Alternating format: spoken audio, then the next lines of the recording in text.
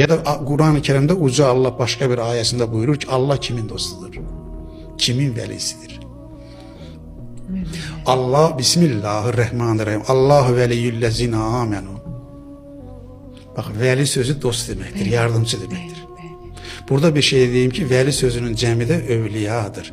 Kur'an-ı Kerim'de övliya diyen bir sınıf yoktur. Ruhban sınıfı yoktur. Ayrıca imtiyazlı bir tabaka yoktur. Allah buyurur ki kim iman ederse ve salih amel işlerse Allah onun dostu olur. Allah onun dostu olur.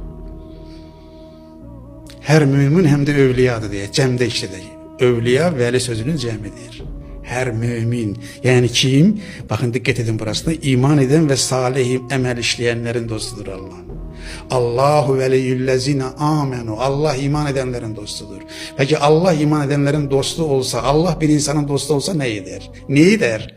Para mı gönderer, maşın mı gönderer, ona yeni bir vazife mi tayin eder, seni deputat mı seçilen diyer? Neydi? Allahu veliyyüllezine amenu tuhricuhum minez-zulumati ilen-nur. Onu karanlıklardan aydınlığa çıkarır. Bir insanın Allah'ın dostu olduğunu, Allah'ın o insanla özel bir programının olduğunu bilmek istersiniz bakın görün bu insanları neye çağırır?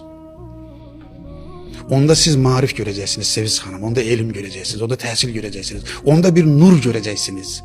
Bu elimin nurudur. Sadece böyle ışık olmayandaki biz burada nur, Kur'an'da nurdur, en nurdur biraz. Allah'ın adının biri en nurdur.